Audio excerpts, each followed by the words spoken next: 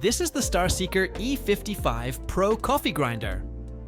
I've been using it for over a month now, brewing quite a bit of coffee with different machines. Here's the packaging and all the accessories that come with it.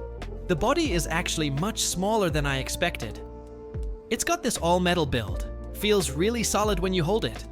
The metal brushed finish is done very nicely. It's got that premium look to it. On the back you've got the power port, and up here is the hopper with clear markings for grind settings. The body tilts at a steep angle to reduce retention. I think the design looks really good. Besides this black version, there's also silver and white options. Let me put it together with some other grinders I have. The size is pretty similar to the Go 50 I shared before. It's smaller than quite a few of my other grinders. It comes with a magnetic catch cup. The size pairs with a 58mm basket. The spout is a removable magnetic clear plastic chute. This ionizer cover on top can also be taken apart. You can clearly see the two pins on this external ionizer. This is one of the biggest upgrades the Pro has over the E55. It also comes with a black spout replacement, but I think the clear spout lets you see residual grounds, which is pretty cool. There's a power adapter. Just plug it in and you're good to go. The adapter is a bit bulky though. Paired with a high torque, low speed motor, the sound isn't too loud. Taking it apart is really simple. Turn to the coarsest setting and unscrew a few turns until it comes off. The entire hopper, including the anti-popcorn lid, is all metal. The whole burr can be easily removed. This is a 55mm conical burr, also a really thick piece of metal. Here's a bearing-like washer. It's got titanium coating, which increases hardness and improves durability. The inner burr is a 7-blade design. The structure is simple. Down below, there are a few metal strips that sweep the grounds to the spout. Also, there's no auto shut-off safety lock, so it can still power on right now. When cleaning, it's best to unplug it. Just note that there are 4 springs here. Don't lose them. Installing it back is also pretty simple. Put the outer burr in, add the bearing and washer, then tighten the hopper. Twist the hopper to adjust grind size. It's stepless with 100 notches per rotation. Each notch adjusts 10 microns, covering all brewing methods.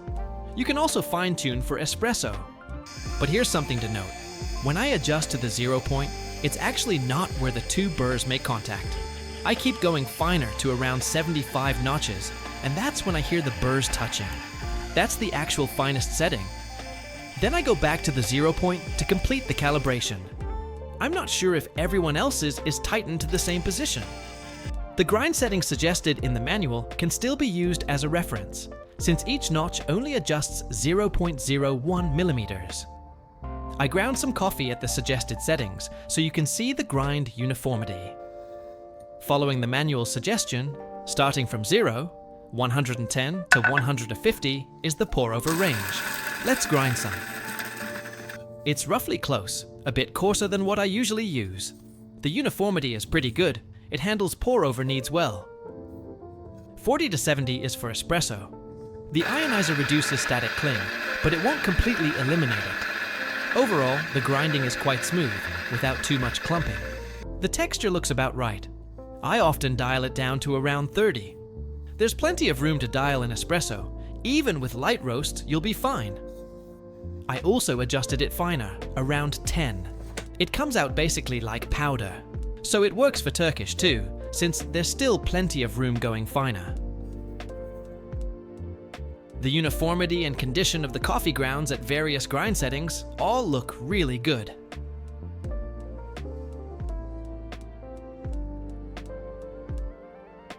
I've tested retention a few times. At around 32 on the dial grinding for espresso, retention is between 0.1 to 0.3 grams.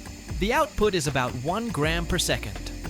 When grinding fine, make sure to give the bellows a few extra presses after grinding. You can push out quite a bit more coffee that way. I'm using the Starseeker Super 58 to pull some espresso. It uses a 58mm bottomless portafilter, so even distribution is really important. This dosing ring fits into the edge of the basket, so after you remove it, there's still a gap around the rim.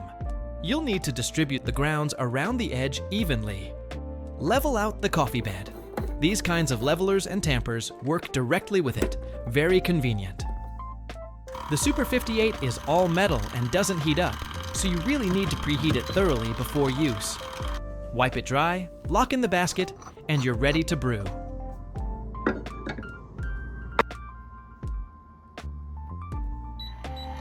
The brew starts with a few seconds of pre-infusion. I've shared a detailed review of this Super 58 before. If you're interested, you can check the link in the top right corner. Its main feature is that you can adjust pressure during extraction. It has an overpressure valve. This shot stayed at 9 bars throughout the entire extraction, very stable.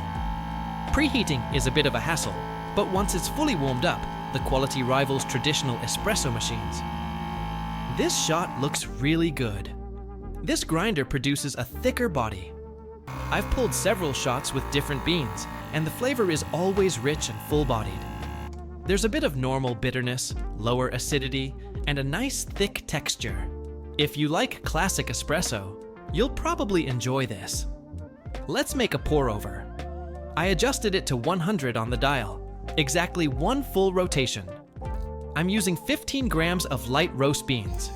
Even though light roasts are pretty dense, the grinding was smooth with no jamming. The coffee grounds feel like fine sugar when you rub them between your fingers. Not much superfine powder sticking to your hand. I brewed a cup, and it took about 2.5 minutes to finish draining.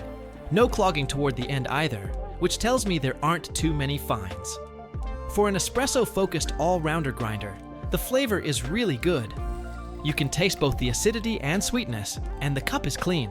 It's designed primarily for espresso, but handles filter coffee well too. If you're mainly making espresso and looking for a compact grinder that gives you enough room to dial in at a reasonable price, this Starseeker E55 Pro is a solid choice. Plus, the design and build quality are really impressive. If you have any questions, feel free to leave a comment. Thanks for watching.